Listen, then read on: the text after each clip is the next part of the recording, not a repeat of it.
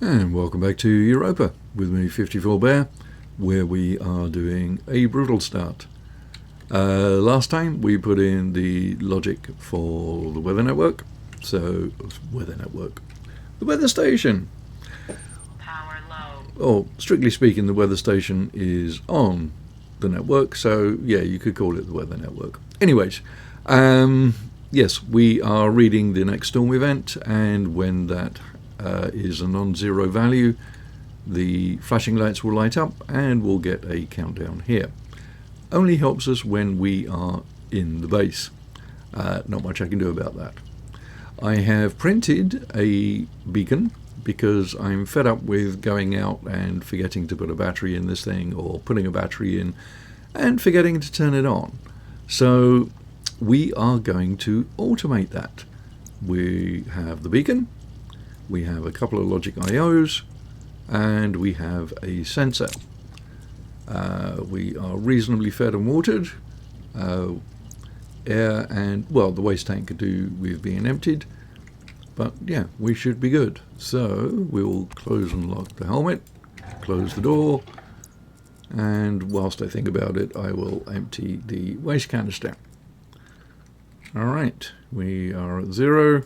That's good. I'll replace this battery. I've got 2 spares, but that's okay. Now, I have pre-built a rather tall tower thing, just because there are times when, I might need to see where the beacon is. Now, there's always going to be hills in the way. It's Europa, but I put it up as high as I could because I thought that would be kind of cool. And I also had to build myself an arc welder because I actually ran out of welder fuel, and I don't have a method at the moment of refilling it. It'd be quite easy just to use an ice crusher and throw in a 2-to-1 mix of volatiles to oxide. You end up with dirty fuel, but it will work in the welder just fine. But I've got the resources now, so go with the arc welder. That way any welding inside is not going to pollute things. So we'll put this slap bang in the middle, like so. We'll pre-turn it on, although you don't actually need to, and we will wire it up. So yeah, we'll have the wire come down this end. Let's make that a T-junction, straight, couple of bendy bits, and a bendy bit there.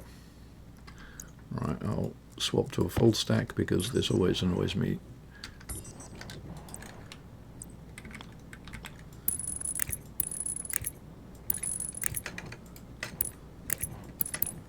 I should be faster at this, the amount of times I've done stuff like this, but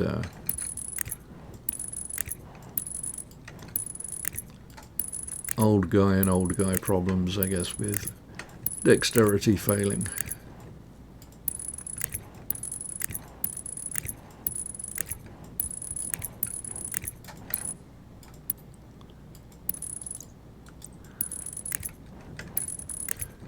Also, it doesn't help that the mouse very occasionally registers a phantom left click option or operation.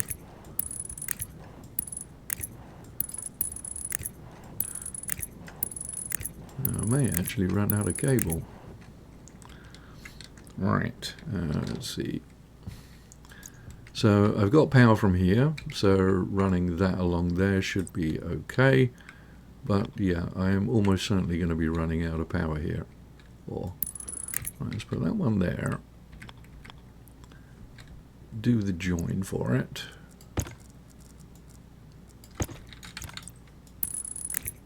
And then just go under the door. If you go inside, you can actually see it, although not under the door. Alright, we are going to be short of cable. Do I have any more inside? I don't. Right, let's run in and start that printing.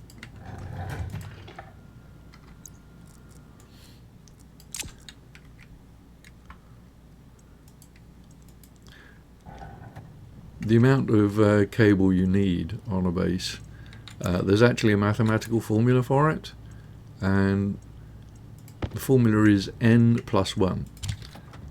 N is the amount of cable that you currently have, and plus 1 is how much you actually need. Oh, right. Same is also true for pipes. Right, so this will do 100. I will just print the whole lot, I think. But I'll take a dozen or so out there. That'll be what I'll need. It's not just making that connection. I also need to put in enough for the 2 logic circuits and the sensor that we're going to use.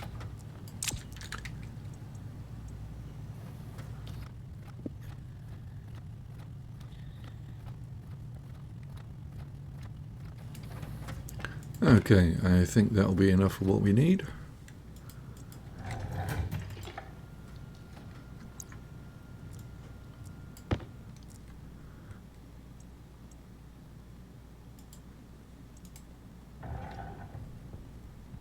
Right, now to get this in there, I'll just run this down the edge, and then I can do the connection like so. So even though I can't see it, it is still there. Okay, so we will need, well, these have to be connected anyway, so because it needs power. So I'll just do a very simple connection like so. Then I will take the sensor, and this will be a proximity sensor.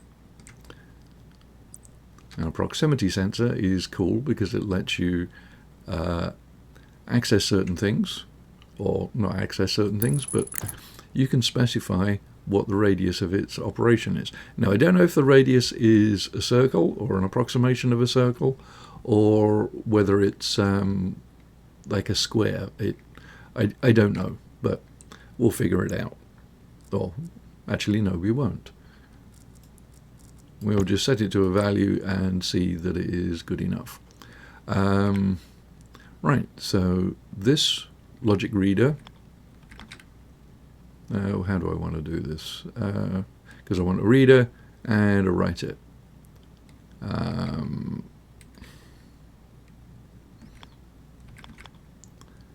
Right, if the writer goes like that,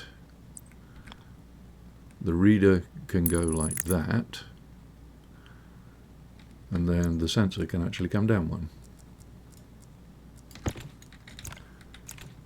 Alright, let's get this done first.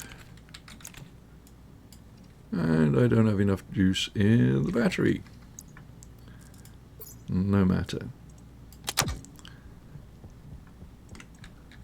As a general rule, and until much later in the game, I will usually keep the battery, small batteries for use in the tools, because it works out quite fine.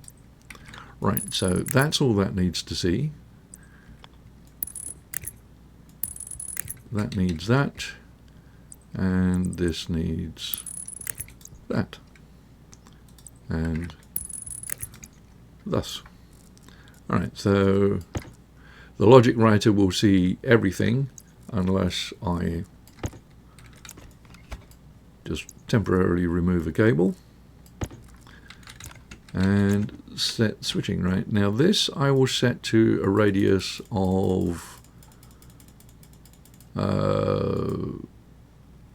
let's say 20. That should be good enough.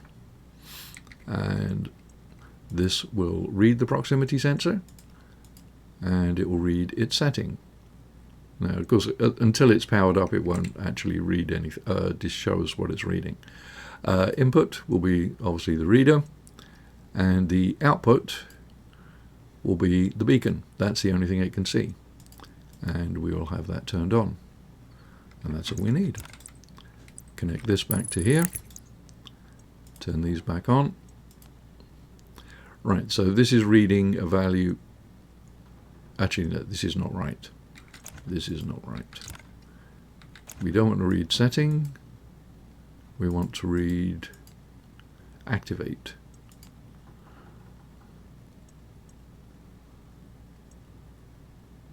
Oh, I just realized.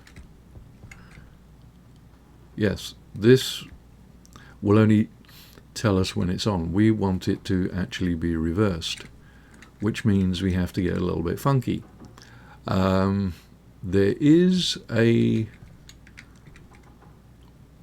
one of the chips that you can get on the logic processor is a NOR or a NOT, but whenever I've tried using those, they don't work the way you'd expect them to.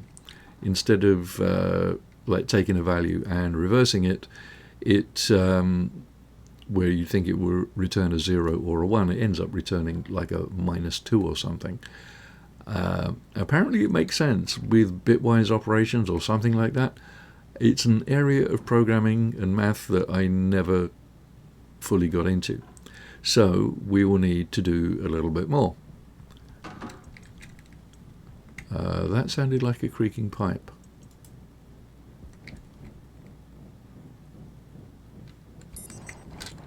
Let's make certain that we don't have any damage or anything on these windows. Don't appear to. Yeah, the danger is that because the sunlight coming in, there could always be the possibility that the air in here will, as it heats up, will expand and may blow out the windows. So I was just going to set up a simple radiator thing. I just haven't done it yet. But we should be good enough for excuse me, should be good enough for a few days, but this will protect the or should protect the solar panels from the next storm.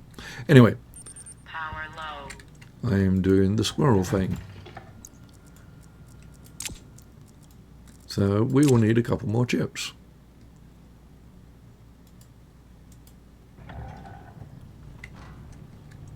Alright, we will need, not from here. Oh geez, I printed cables from from the wrong machine. Okay, so logic memory, we'll need one of those.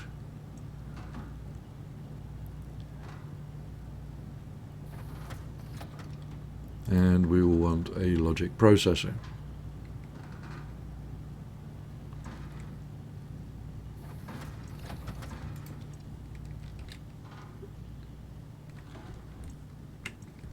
Definitely sounds like I'm hearing creaking pipes.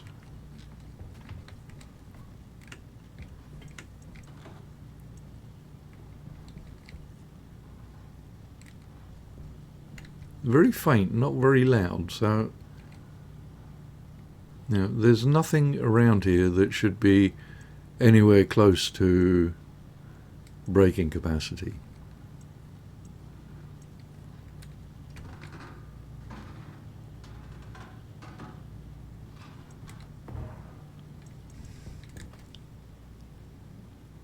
Oh, there's the furnace. God damn it. Alright, that'll have to get fixed. And it's dropping solid pollutants. Lovely job. Okay, right, yes. Distractions abound.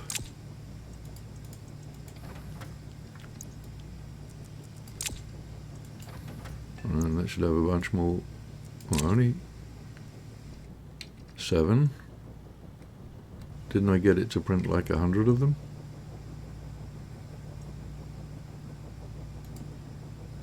Why did it stop printing? Oh, it would have been when because everything is on the same network, when I powered it up it would have interrupted this. Actually, let's get the rest printed on the proper printer where it's faster. Okay, how much copper does that have? 55.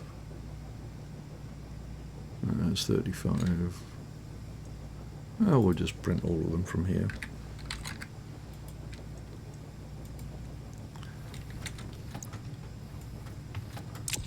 Okay. 20 might be enough.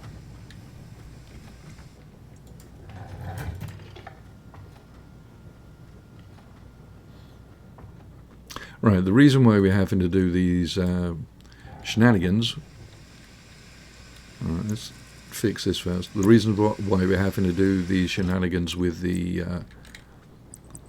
sensor, let's open that up, is when this is triggered, like when I'm close to it. So if I set this value other side. Set this value very low, you can see it went off. So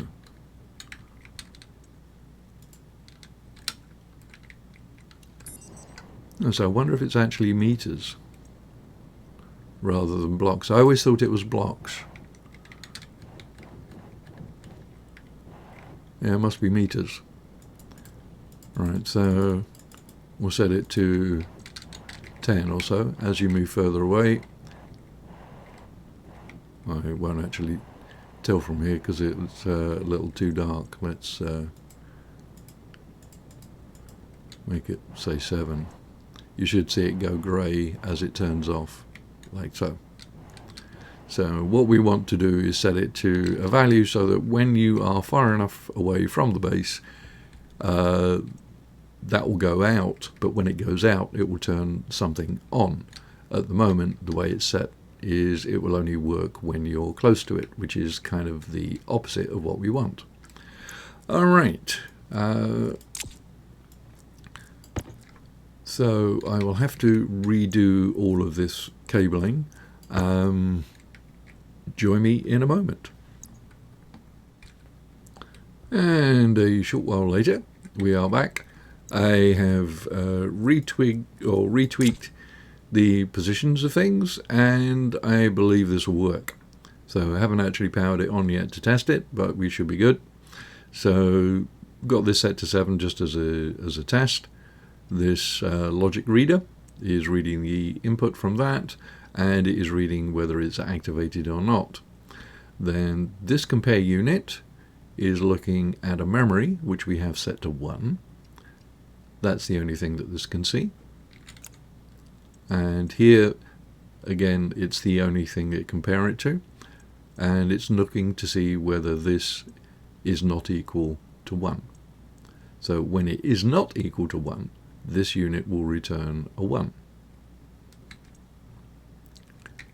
So this logic writer is reading the value that's going to be set on the compare unit, outputting it to the beacon and turning it on. Now I need to have power on everything in order for this to work. So we just throw that. This is returning a 1. This is returning a 0. And now the beacon should be off. So as we come up, we will probably get to the point where the beacon should turn on.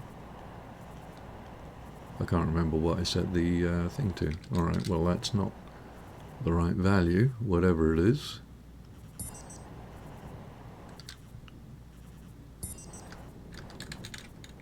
Right, so there it should be off, there it should be on. Did I not set something correctly? Beacon on.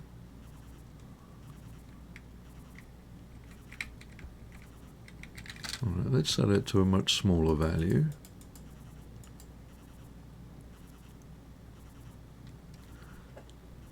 And of course it's so bloody far away out there you can't actually see it.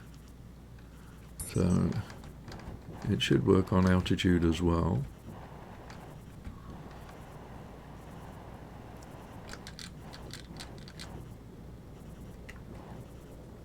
Is it not getting power? Oh, that's the problem.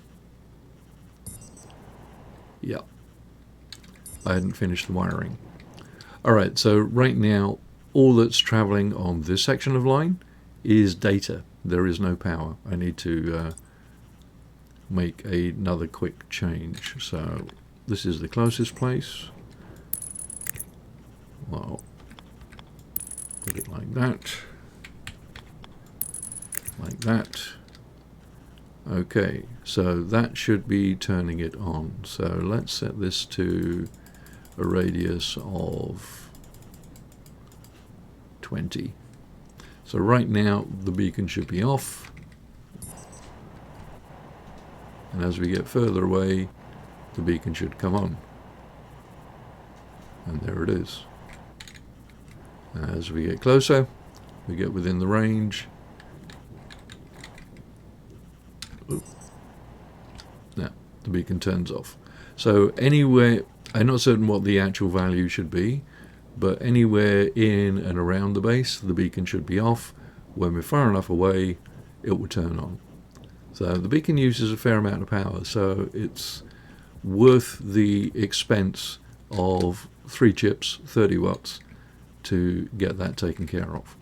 So, much simpler to do in IC code. It only takes a couple of lines, but you can do it quite easily with chips. Right, so we have another bunch of potatoes. They are all good. Going to wait for the seeds. As usual, I am running out of iron. This base is quite heavily invested in iron frames. I kind of like the way they look. So, yeah, I could probably have used less resources overall if I'd built the entire thing out of steel. But, yeah, for me, it's an aesthetic choice. And I kind of like... Initially, I hated the iron sheet look. I thought, no, it just looks like some guy's garden shed. But I don't know. I've grown to like it, and now, you know, I would actually like them to have some rusty textures, maybe as a DLC, so we can make it look really old and manky and fragile. I like that sort of design. Anyway, that's it for this one. It was just a quickie on more logic chips. And if you found or hopefully you found the content interesting, useful, informative, educational, all of the above, like and subscribe, all those good things. And I'll see you in the next one. 54 Bear out.